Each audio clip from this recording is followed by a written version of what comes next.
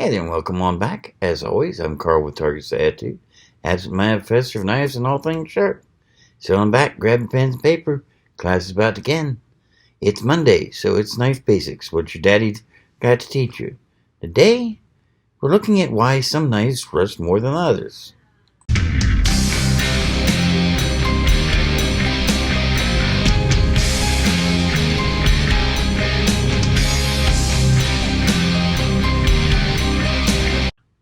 Yes, we're looking at why knives rust, and some, as I said, do rust more than others. And we're taking a look at why today. Before we get into that, let's go ahead and get our syllabus work out of the way, shall we? If you're new to the channel, welcome. We do primarily knife reviews, occasionally reviews of some camping gear and survival gear. That comes out every Friday. Here on Mondays, we do knife basics, what your daddy forgot to teach you.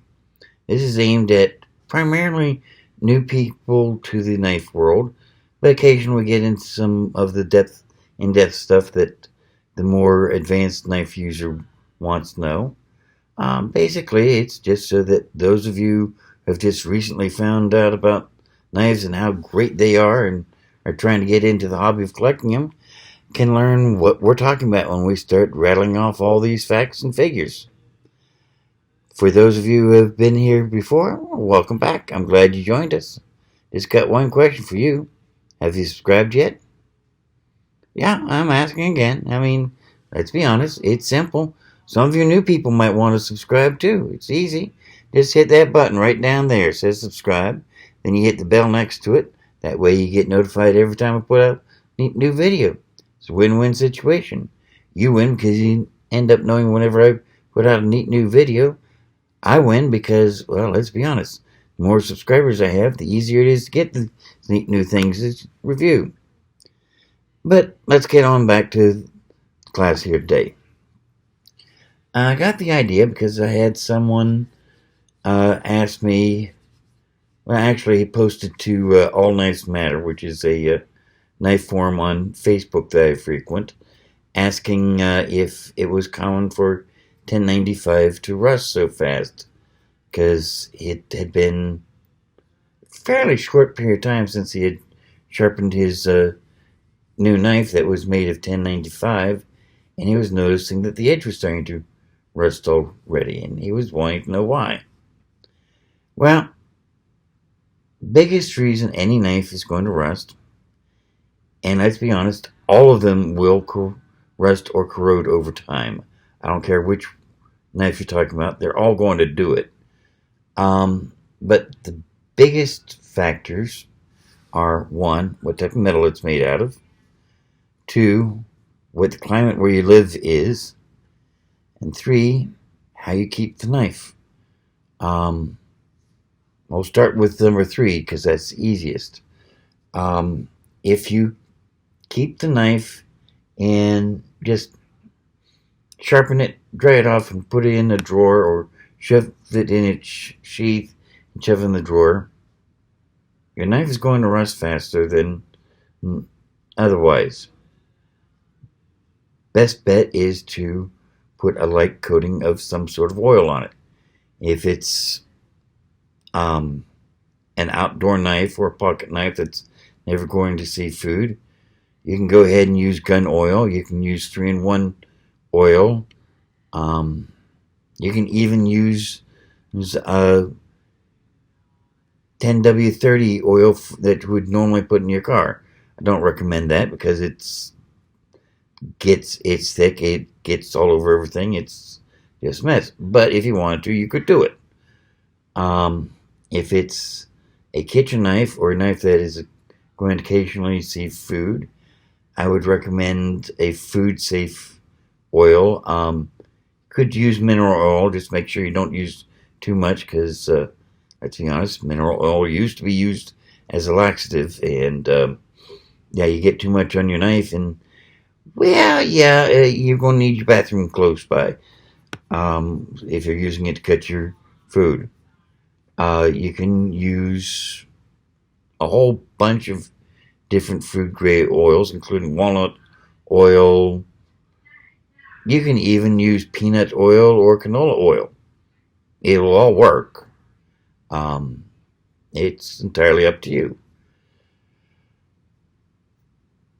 Going to subject number 2.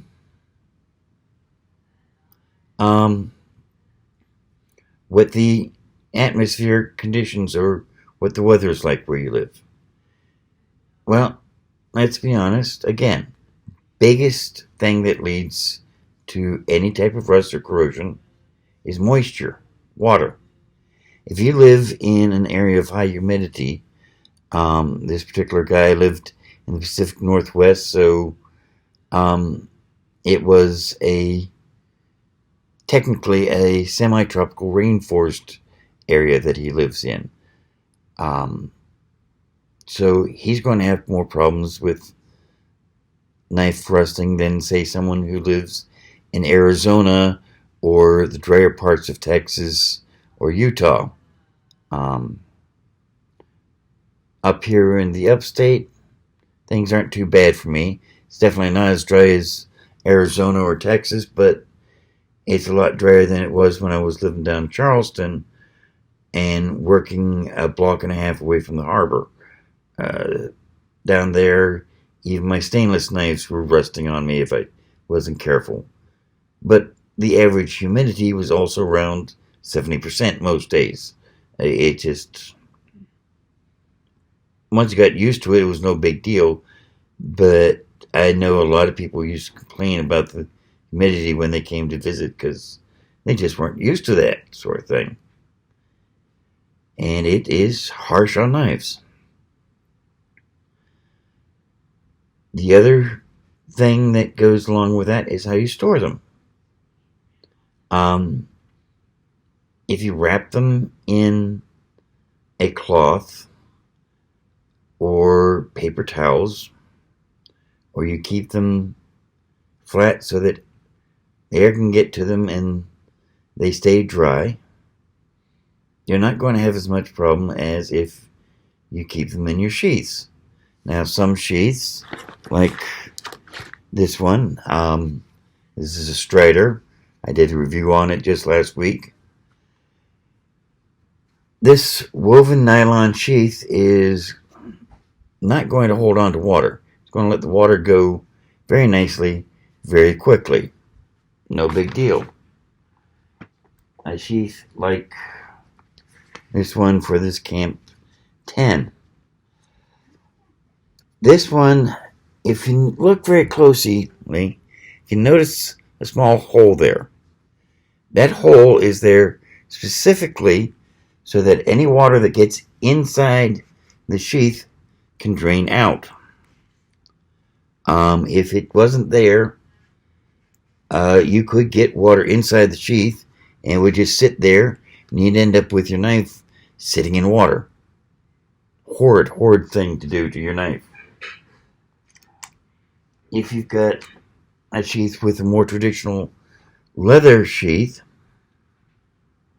well, let's be honest, leather is a very flexible, very tough material. There's a reason why it was used for sheaths for so long.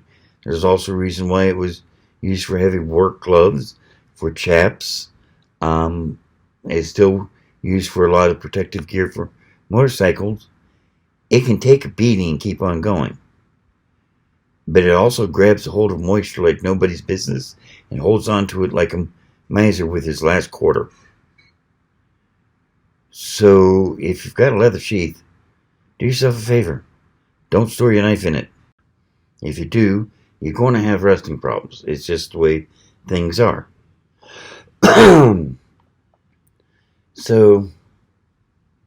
But the other thing that can really affect how much a knife rusts is what type of steel it is. Now that gets a little bit more in depth. We can generalize a lot, but the more you generalize, the more you got room for shades of gray and going down the wrong path, let's be honest. So I'll try to keep from going too in depth here. You don't have to be a metallurgist, and a lot of this is not going to be imperative to learn, but it's going to give you a little bit of a basis for saying what knives will rust, what knives won't, and understanding why. And as time goes on and you get further into the hobby, I'll give you a little bit more information on the type of knife steels used. Now, keep in mind, I'm not a metallurgist. I did study engineering at Penn State way back in the dark ages before I decided that I was having a whole hell of a lot more fun as a paramedic than I was as an engineer, which is why I never completed my engineering degree. But I did also major a little bit I minored in physics when I went back and got my degree in radiology. And my sister has a degree in chemistry, so I've always been able to pick her brains when I need to. But in any case, let's take a look at some charts and see what we can start off with. First thing you have to understand is people talk about there being three types of steel: high carbon, stainless, and tool steel. That third item, tool steel, that gets a little hazy. Some tool steels, well, matter of fact, all tool steels are high carbon because, well, let's back up a little bit here, okay? What makes steel? Steel is simply iron with up to 2% of carbon in it. If you don't have enough carbon, it won't harden, and you get mild steel that can be used for a lot of things, but it's no good for knives. And you get over 1.5% carbon, and the steel starts getting a little too brittle. Tool steels have to be tough. The higher the carbon content, the tougher steel, as a general rule.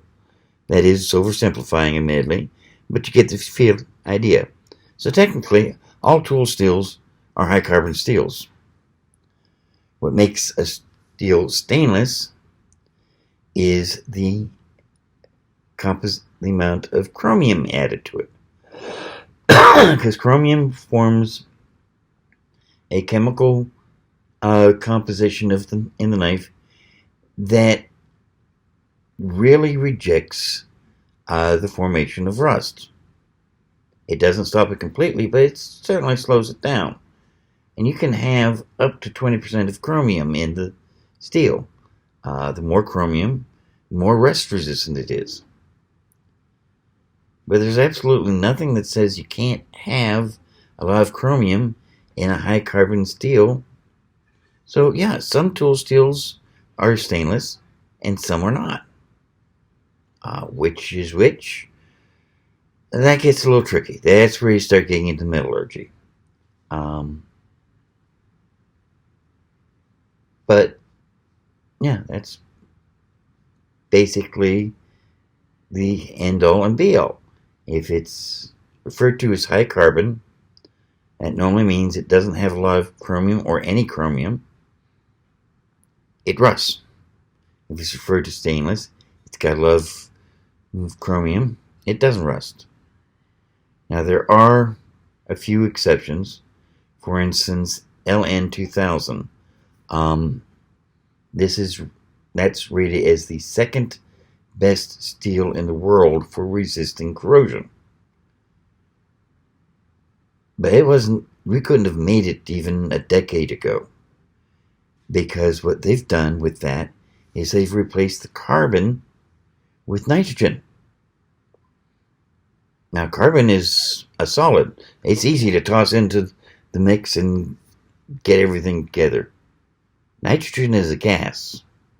So it takes some pretty tricky engineering to get the nitrogen into the steel, get it to stay there long enough for you to form an alloy. Quite frankly, I don't know how they do it. As I said, I'm not a metallurgist. I've been teaching myself a lot, but there's a lot I don't know. So, but as I say, that's the exception to the rule.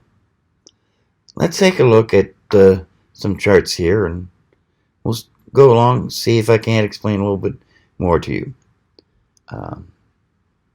If you're getting a little overwhelmed, well, you could stop right now. I don't recommend it, but you could. We've already gone over the biggest, most important things, but this next information will help you a wee bit. So let's see what we can find out. Okay. For those of you who are interested, this website is cknives.com, and I love it because of these graphs. Here we see a graph of composition of 1095. And you notice there's only 4 items in 1095. You've got carbon, which gives you the tensile strength of the knife. It gives you the edge retention, resistance to wear and abrasion, and the hardness. Very simple. And you notice that carbon in 1095 is above 1%. It can be anywhere from 0.9% to 1.3% according to Z knives. I've heard other people say it can go up to 1.05%. But that's a pretty good statement. Other thing, it's got manganese, which helps with the grain structure so that it doesn't get huge grains and break easy and get brittle easily, which is why it helps with the hardness of this knife. It helps with the strength and wear resistance, and it does help prevent a little bit of rusting while we're working with the knife and making it, but mainly it's there for the hardness and keep it from getting too brittle. Phosphorus. Really, phosphorus is there simply because you can't get rid of it. It's in almost all steel ore. You don't really want it. It doesn't do anything, but you can't get rid of it. And it does help a little bit with the strength and workability of it. And sulfur.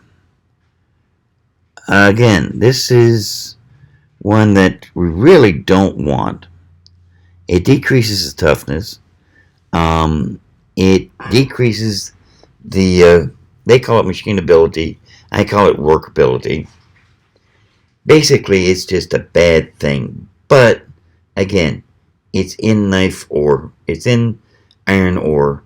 It's almost impossible to get rid of completely. So you're going to have it in just about everything. So, but now let's compare that to what is probably one of the most common knife steels in use today. That's 8CR13 MOV. And so when we look, still have carbon, but it's a lot lower. It's only 0.7%.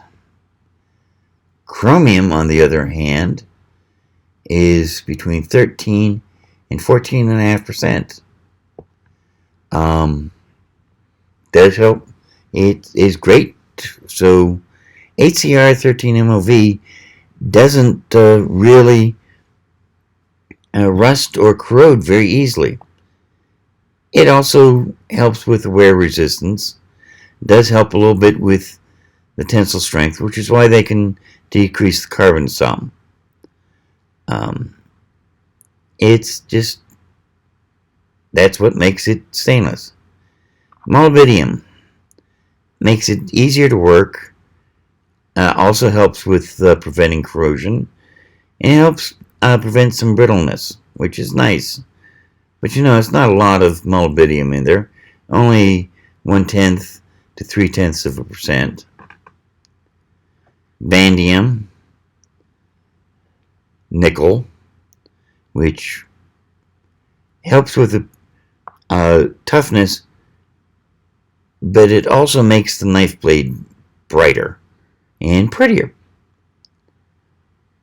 Got manganese, silicon again, phosphorus, and sulfur, because you just can't get rid of those two. But as you can see, there's a lot more in the recipe for HCR13MOV than you're going to find in 1095. Let's compare that to D2 tool steel, which is another one that's very popular nowadays.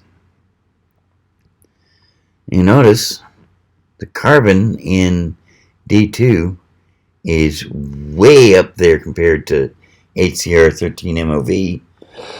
It's even a little higher than what you'd see in 1095. It's all the way up to 1.5% to 1.6%. But D2 also has a fair amount of chromium. It's only got 12% chromium though, and you have to have at least 13% chromium before it's considered a stainless steel. So, technically this is not stainless, but it's not going to corrode or rust on you very easily. You've also got, again, molybdenum, vanadium, manganese, and silicon, as well as your contaminants, phosphorus and sulfur. You can also get into some of the more current super steels, or maybe not quite so super steel. Let's take S30V, for instance. This is used by a lot of higher-end knives. These knives are quite often between $80 and $200. And you notice, once again, you've got a fairly high amount of carbon, 1.45% to 1.48%. But 14% of chromium. So yes, this counts as a stainless steel. It can also count as a tool steel, though not many would count it that way. You've got molybdenum again, and vanadium, but you've also got wolfram, or tungsten. And the tungsten is part of what makes S30V hold an edge so much better. You notice it improves wear resistance and hardness. It also allows you to get the steel just a little bit harder than you would otherwise. You've got nitrogen. And this helps with the hardness of the knife a little bit. Again, you've got manganese and silicon. So, or how about 14C28N? This is a Scandinavian or Sandiff Steel. It's becoming increasingly popular. Much less carbon, but you're still well over 0.6%. Your chromium is 14%. So yeah, this is another good stainless steel. You've got your nitrogen, your manganese, your silicon, plus your contaminants. So yeah, this one is going to be a little tougher than HCR13MOV. It's still, because it's got a little bit more carbon in it. So you're going to pay a little bit more for most knives made with this, but not a lot. But any knife steel you can think of, O2. This is one of the most common tool steels around. Again, your carbon content right around 0.9%. Chromium content, though, is way down there at only 0.3%. So no, O2 is maybe a high carbon steel, but it's definitely not the stainless. You've got molybdenum, vanadium, nickel, manganese, silicon, and copper. So yeah, this is one reason why it's going to be even tougher. But it's also tougher to work, which is why you don't see quite as many knives made out of O2 tool steel. You still see some, but not a lot. And we can keep going and going and going, but I think you get the idea. This tells you a lot and gives you an idea of which ones are going to resist the rusting and which ones are not. Another one you can go to, this is at BladeHQ. Yeah, one of my competitors, but you know. And they've got charts, though, that I love. And it shows almost all the most common steels used for knives. And they rate them. Edge retention. You can see in 1095 is about middle of the, well, towards the lower end of the pack for edge retention, but it's pretty decent compared to S110V. You've got toughness. And again, if you look, let's see here, 1095, way up near the top of the pack. Corrosion resistance. 1095 is actually the worst. Remember I mentioned LC2000? Well, I mispronounced LC200N. That's the one that replaced most of the carbon with nitrogen. And as you can see, it's the second best knife steel out there if you need something that's really resistant to rust and corrosion. This stuff is fantastic if you're a sailor or you do a lot of fishing or anything like that. Only thing I'll warn you about, though, is that most knives made with LC200N are going to be in the $250 plus range. So it's fantastic, but you're going to pay for it. Ease of sharpening. 1095 is pretty high up there. It sharpens pretty easy. Yeah, there's where the 14C28N would be. Not bad. When we start getting to D2 and O2, well, yeah, you're going to have a lot of troubles sharpening that. But on the other hand, you're not going to have to sharpen it very often. So, well, yeah, I just love these 4 little charts. It's so handy, and definitely something you should probably bookmark if you want to, just so you have a way of looking things up until you start getting better feel for the different steels.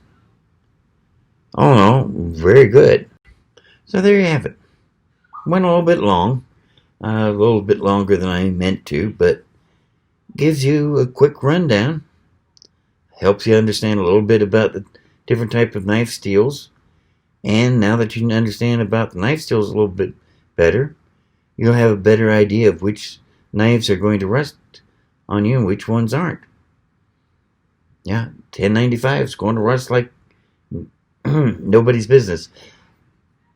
But it's such a tough steel that, yeah, it's still used by a ton of people. From K-bar to SE to top. it just makes a great survival knife. On the other hand, something like HCR13 MOV, very common, very cheap.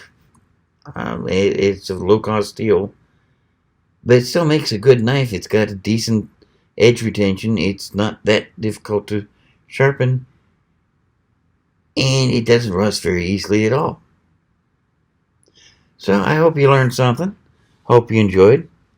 Hope I didn't get too deep in it for you. And I look forward to seeing you back again next week when we do some more information. And even Friday when I go and review a new knife for you. Not sure which one yet. Got two I'm looking at reviewing. I just haven't decided which one I'll do. But we'll find it. In the meantime, I'll leave you with a couple videos here. Should help you find out some more information. Hope you enjoy them. And of course, as always, just click the target over here and you can get subscribed. Either way, y'all have a great week, and I'll see you again. Bye now.